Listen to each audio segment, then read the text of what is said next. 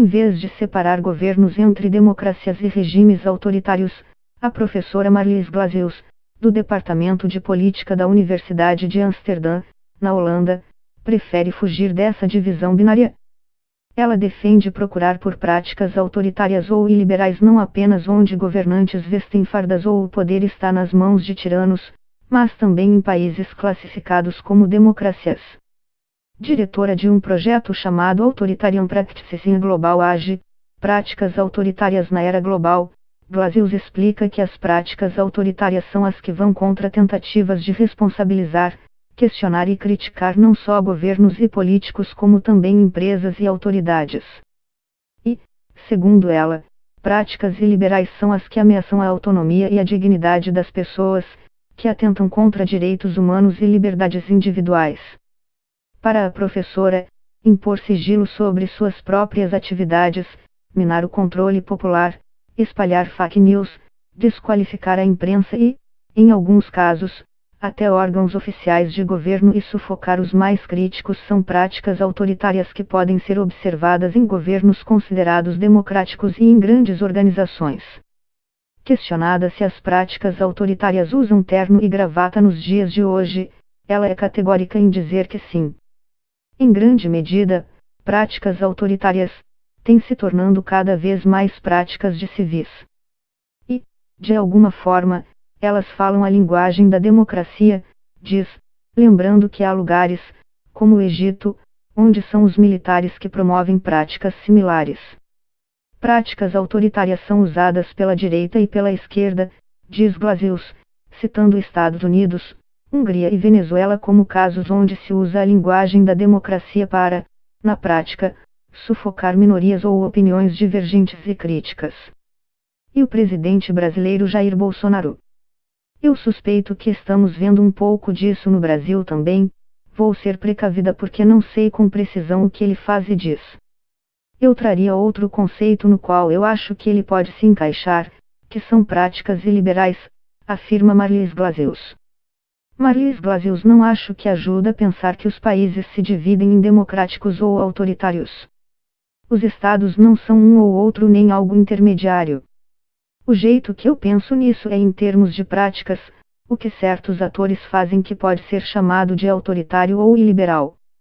Para mim, accountability é central para a democracia.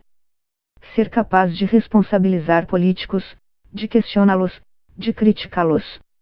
Eu defino autoritarismo como sabotagem da accountability, fiscalização, controle, responsabilização, punição, fazendo isso com que seja impossível responsabilizar, questionar e criticar autoridades. Marlies Glazeus pode ser de três formas. Primeiro, é o segredo. Manter as coisas ocultas do público. A segunda, é mentir. Não estou falando de mentiras acidentais porque todo político faz um pouco isso, usa da manipulação política. Estou pensando aqui em passar desinformação. O terceiro mecanismo é silenciar as pessoas que estão fazendo perguntas ou sendo críticas. Isso sintetiza o que, para mim, são práticas autoritárias. Marlies Glazeus não faço um ranking dos países. Não falo que a Rússia comete centenas de práticas autoritárias, que a China tem 200 e a Holanda, 10. Não acho que ajuda fazer uma lista dos países com maior número de práticas autoritárias. E não acho que seja, necessariamente, apenas uma prática governamental. É muito importante pensar que nesse tipo de prática também em empresas, organizações internacionais. É importante dizer que acontece também em democracias oficiais e formais. Se eu pudesse citar alguns países, estamos vendo um pouco disso recentemente nos Estados Unidos, com Donald Trump e na Hungria com Viktor Orbán. Eu suspeito que estamos vendo um pouco disso no Brasil também. Marlies Glazeus vou ser precavida porque não sei com precisão o que ele faz e diz. Eu traria outro conceito no qual eu acho que ele pode se encaixar, que são práticas iliberais. Isto está relacionado com a limitação dos direitos individuais, dos direitos das minorias e da liberdade de expressão.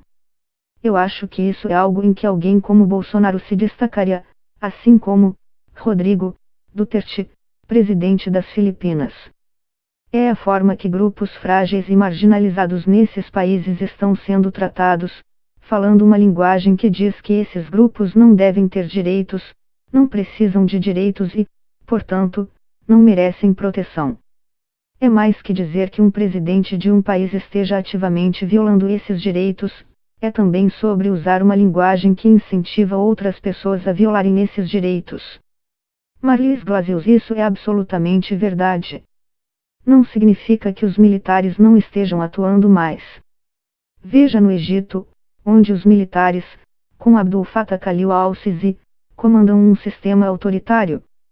Mas, em grande medida, práticas autoritárias têm se tornando cada vez mais práticas de civis.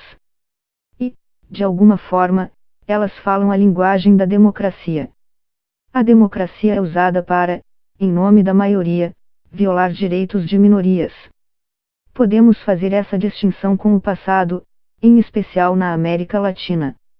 Também, não necessariamente, as práticas autoritárias usam o já fora de moda discurso de direita contra a esquerda.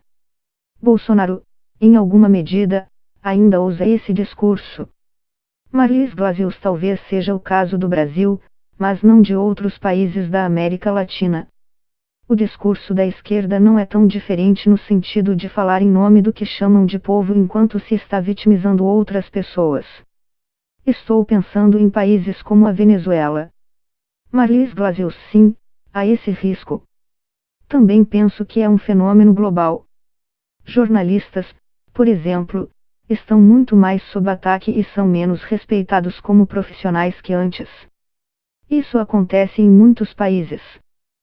Sobre o Brasil, eu diria que sim, o país tem tradição de accountability fraca, mas tem uma sociedade civil forte com uma tradição de ativistas e advogados capazes de fazer com que políticos prestem contas.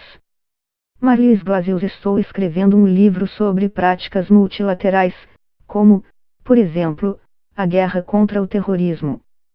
Vai ter um capítulo sobre as relações entre corporações e políticos locais ou nacionais para silenciar trabalhadores, manter em segredo danos ambientais. Vai ter capítulos históricos e mais contemporâneos sobre, por exemplo, a indústria da mineração, onde a gente vê muito segredo e ativistas sendo silenciados. Acho que esse é um problema também do Brasil.